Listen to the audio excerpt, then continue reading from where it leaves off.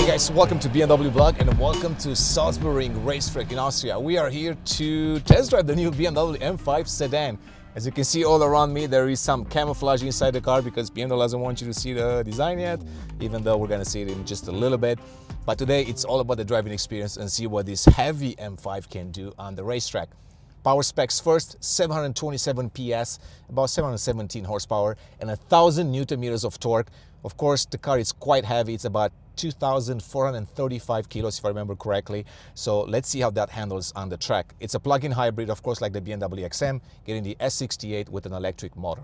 And we're gonna follow Dirk Hacker. He's the head of R&D for BMW M. He's a fantastic driver, so I'm gonna try to keep up with him. He's in a BMW M4 CS, but we do have a lot more power in this car, so let's see if we can keep up with him. This is a prototype drive still. We'll have a full M5 drive in the fall, and then we can talk a lot more about the efficiency of the car, about the range and all of that.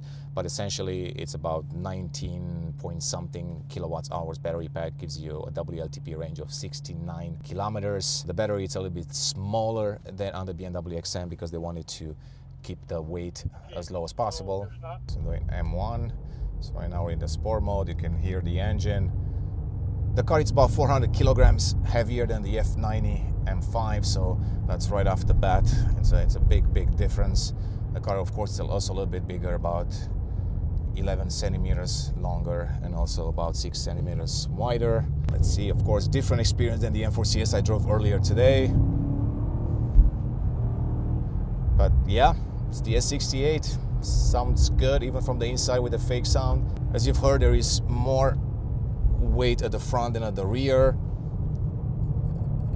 It doesn't have the 50-50 balance that we see sometimes in M cars. Plenty of grip. I'm running on performance tires.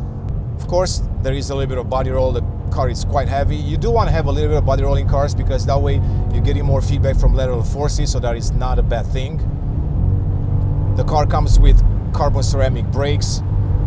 Of course, standard, you're getting the regular compound, but we do have the carbon ceramics right now. This is a fairly technical track, but with some really nice right-handers at high speed. You can see there's a bit of body roll, but the car is quite sticky. You have the MX drive system, so that makes a huge difference. You know, braking is good, turning in, you know, bites at the front quite nicely, rotates. And now you just take off, open the throttle, open the steering, turning in, hitting those apexes. All right, so let's try at top speed. So it's almost 200 kilometers per hour, 220, 225, 240, 235, 250 here. You know, braking hard, braking hard, braking hard, braking hard. You can hear the front tires doing the work.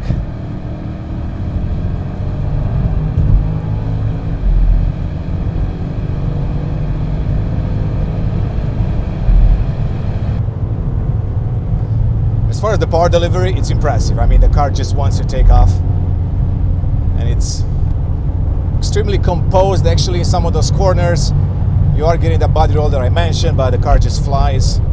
And of course, braking, you got to be a little bit early on the braking because of the weight.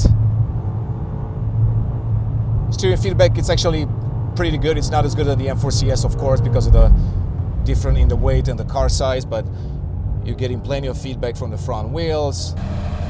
You can hear them biting, keeping the rear end in check. ZF transmission, very smooth, very precise, exactly what you expect. You know, braking, braking, braking hard, braking hard.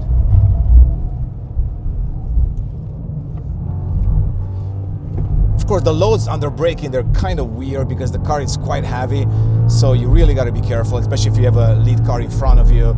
So I have to give it a little bit more space maybe. All right, so now we're in the MDM mode, so a bit more aggressive, a little bit more power coming down initially.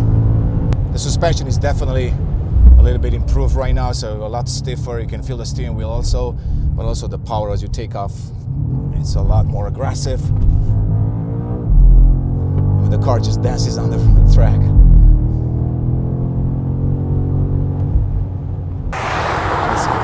Can still grip, it does actually. As much as I try to spin that tail, I'm not able to. It's pretty fun.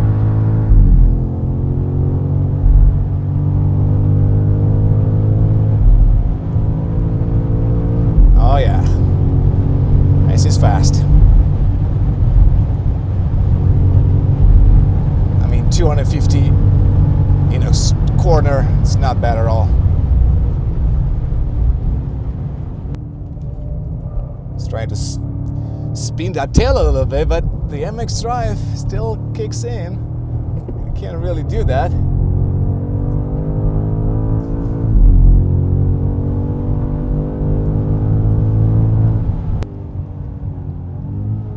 Yeah, this is a monster of a car.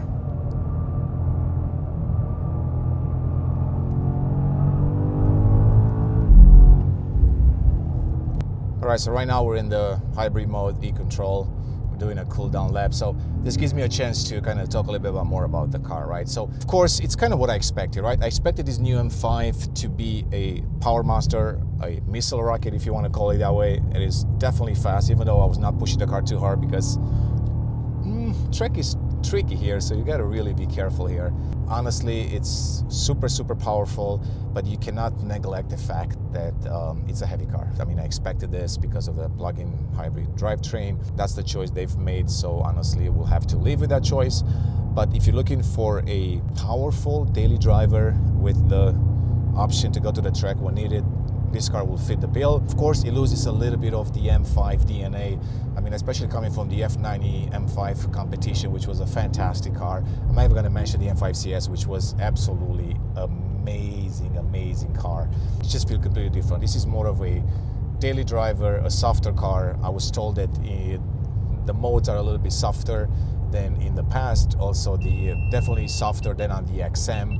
So really completely different driving experience. Pricing in the US, it's $119,000 if you're wondering. You also get in the M5 Touring, but same power output and just a little bit heavier by 40 kilograms. Unfortunately, we're not going to drive that car on the track today, but I was told that the driving experience should be fairly similar. This one doesn't sound as great as the US spec cars because it's got the OPF installed, so it's a European spec. The US car will sound even better from the outside. Of course, there is the active fake sound inside, however BMW calls it, so that's kind of what you hear right now. I don't have the chance to test the full hybrid mode to see the transition from hybrid to gas and to electric, but we'll do that in the fall when I have a chance to take the car on the road for a proper test. So for now, this is the BMW M5. Comes to the US this fall along with the M5 Touring. Clearly, I'm a fan of Touring, so to me that'll be the obvious choice. But nonetheless, this is an interesting product from BMW, so let's see in the future what we can do with this car on a daily driving situation. As always, guys, thanks for watching, and I will see you in the next one.